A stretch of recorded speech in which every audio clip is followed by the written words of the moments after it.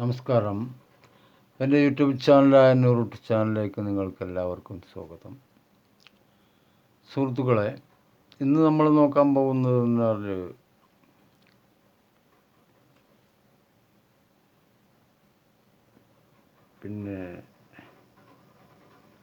ബത്ശബ രാജ്ഞിയെക്കുറിച്ചുള്ള video. ഈ ബത്ശബ രാജ്ഞി എന്ന് പറഞ്ഞാൽ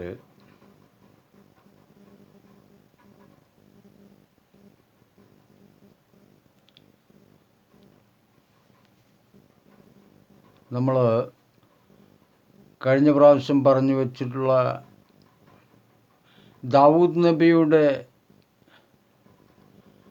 പ്രിയ വധുവാണ് ബത്ശബ എന്ന് പറയുന്ന രാജ്ഞി. ദാവൂദ് നബിയുടെ മകൻ അപ്പോൾ ആരാണ് എന്നാണെങ്കിൽ, ദാവൂദ് നബിയുടെ മകനാണ് കിങ് സോളമൻ എന്നറിയപ്പെട്ടിരുന്ന സുലൈമാൻ നബി. അതായത് ദാവൂദ് നബിയുടെ മരണശേഷം പിന്നെ രാജാവാകുന്നത്, ഇസ്രായേലിൻ്റെ രാജാവാകുന്നത് കിങ് സോളമനാണ്. അപ്പോൾ അതിനു മുമ്പിലൊരു കഥ സംഭവിച്ചത് എന്താണെന്ന് വെച്ചാൽ, ബത്ശബയോ അല്ലെങ്കിൽ കിങ് സോളമനോ ദാവൂദ് നബിയോ അറിയാതെ ദാവൂദ് നബിയുടെ അസുഖത്തെ തുടർന്ന് പെട്ടെന്ന് ഒരാൾ, ഹഗീത്ത് എന്ന് പറയുന്ന ഒരാളുടെ മകൻ പെട്ടെന്ന് ആരോടും ചോദിക്കാതെ ഇസ്രായേൽ രാജാവായി തീർന്നു.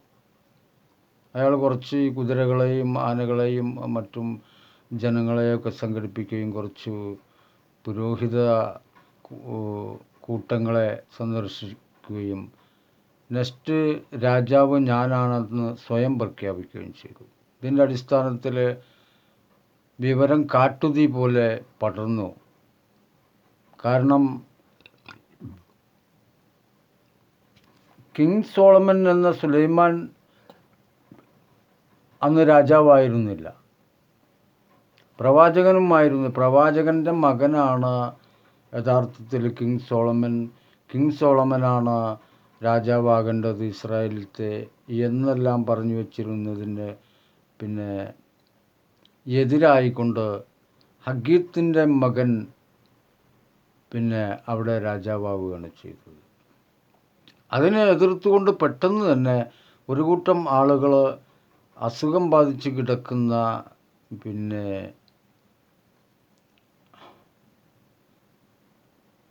പ്രവാചകൻ്റെ അടുത്തെത്തുകയും നെക്സ്റ്റ് പ്രവാചകൻ എന്ന് പറയുമ്പോൾ അത് സുലൈമാൻ നബിയല്ലേ എന്ന് ചോദിക്കുകയാണ് ആര്, ബത്ശബ. അവരാകെ എന്താ പറയുക, ദേഷ്യം, കോപാകുലരായിട്ടാണ് അവിടെ ചെന്നത്. പക്ഷേ ഈ തീർത്തും രോഗശയ്യയിൽ കിടക്കുന്ന ദാവൂദ് നബി അവിടെ കിടന്നുകൊണ്ട് തന്നെ തൻ്റെ ശബ്ദം വളരെ നേർത്തതായിരുന്നു. ആ നേർത്ത ശബ്ദത്തിൽ പറയുക, നെക്സ്റ്റ് രാജാവ് എൻ്റെ മകൻ സോളമൻ തന്നെയാകുന്നു. അതായത് അവന് മാത്രമേ പ്രവാചകത്വം ലഭിച്ചിട്ടുള്ളൂ. അതുകൊണ്ട് നിങ്ങളൊരു കാര്യം ചെയ്യുക, ഇസ്രായേലിൽ നിന്ന് വടക്ക് പടിഞ്ഞാറായിട്ട് സഞ്ചരിച്ചിട്ട് അവിടെ വെച്ച് കുറച്ച് പുരോഹിതരെയും കൂട്ടി കുറച്ച് ജനസമൂഹത്തിൻ്റെ ആശീർവാദത്തോടു കൂടിയിട്ട് രാജാവായി പ്രഖ്യാപിക്കുക.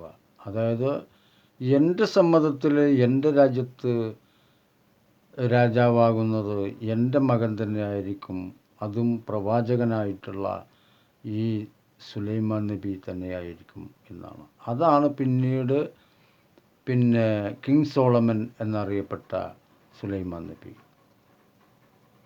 തുടർന്നാണ് ദാവൂദ് നബി മരിക്കുന്നതും ഒരുപാട് കാലം കിങ് സോളമൻ ഇസ്രായേൽ ഭരിക്കുന്നതും. അതിനൊക്കെ ശേഷമാണ് ഇവിടെ ഈ എന്താ പറയുക, റോമാക്കാരും അതുപോലുള്ള മറ്റ് ജനക്കൂട്ടങ്ങളൊക്കെ വന്നു ചേർന്നത് എന്ന് പറയാനാണ് ഈ ആദ്യമുള്ള വീഡിയോകൾ ഞാൻ ചെയ്തുകൊണ്ടിരിക്കുന്നത്. അപ്പോൾ ഇതെന്തെങ്ങനെ താമസിക്കുന്നതെന്ന് വെച്ചാൽ നമുക്ക് ഉള്ളത് മാത്രമല്ലേ പറയാൻ പറ്റുള്ളൂ, ഇല്ലാത്ത എന്തെങ്കിലും വിളിച്ച് പറയാൻ പറ്റില്ലല്ലോ. അപ്പോൾ അതിനനുസരിച്ചിട്ട് ഉള്ള ചരിത്ര കഥകൾ കിട്ടുമ്പോൾ മാത്രമേ അത് ചെയ്തിട്ട് തീർക്കാൻ പറ്റുള്ളൂ. ഒരു വ്യക്തത വേണമല്ലോ പറയുമ്പോൾ. ഇതുവരെയും പറഞ്ഞതിന് വ്യക്തത ഇല്ലാത്തതില്ല. അതായത് ഇസ്രയേലിലെ ജൂതരുടെയും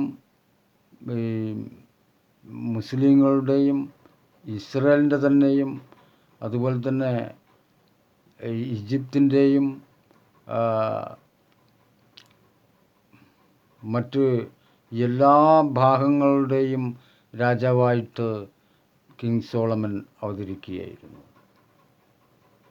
അപ്പോൾ അവിടെ ആദ്യം സ്വയം പ്രഖ്യാപിച്ച രാജാവ് അതിനാൽ തന്നെ ഇല്ലാതായി. കാരണം അത് രാജാവല്ല, അതൊരു ശക്തനായ ഒരു എതിരാളിയായിരുന്നു എന്നുള്ളതാണ് യാഥാർത്ഥ്യം. എന്തായാലും ശരി, ദാവൂദ് നബിയുടെ ആശീർവാദത്തോടു കൂടിയിട്ട് മകന് തന്നെ രാജാവാൻ കഴിഞ്ഞു എന്നുള്ളതാണ് ഈ കഥ. ബത്ശബ എന്ന് പറയുന്നത് ഈ ദാവൂദ് നബിയുടെ ഭാര്യയാകുന്നു. ദാവൂദ് നബിക്കാണെങ്കിലോ ഒരുപാട് ഭാര്യമാരുണ്ടായിരുന്നു എന്നുള്ളതാണത്. അപ്പോൾ ഹഗ്ഗീത്തിൻ്റെ മകൻ ദാവൂദ് നബിയുടെ മകനല്ല. അത് ഹഗ്ഗീത്ത് എന്ന് പറയുന്നത് മറ്റൊരു മനുഷ്യനാണ്, അയാളുടെ മകനായിരുന്നു അത്. എന്തായാലും ശരി, ആ കഥ അങ്ങനെ അവസാനിച്ചു. പിന്നീട് ഒരുപാട് കാലം ഇസ്രയേലിനെ ഭരിക്കുന്നത് കിങ് സോളമൻ എന്ന സുലൈമാൻ നബിയാണ്. അതുകൊണ്ട് തന്നെ എല്ലാവർക്കും ഈ ഇസ്ലാമിൻ്റെ പുരാണ കഥകൾ പറ്റി പറയാൻ ഈ കഥകളൊക്കെ തന്നെ നമ്മൾ സഹായിക്കുന്നതായിരിക്കും. ഇതിനൊക്കെ ശേഷമാണ് അവിടെ മറ്റുള്ളവരുടെ കുടിയേറ്റങ്ങൾ സംഭവിക്കുന്നത്. എന്തായാലും ഈ വീഡിയോ നിങ്ങൾക്ക് ഇഷ്ടമായെന്ന് ഞാൻ വിചാരിക്കുന്നു. മറ്റൊരു വീഡിയോയുമായി നമ്മൾ വീണ്ടും കണ്ടുമുട്ടുന്നവരെ എല്ലാവർക്കും നന്ദി, നമസ്കാരം. ഇതുവരെ സ്കിപ്പ് ചെയ്യാതെ വീഡിയോ കണ്ടതിന് ഒരിക്കൽ കൂടി നന്ദി പറയുന്നു. അടുത്ത വീഡിയോയ്ക്ക് വേണ്ടി കാത്തിരിക്കുക.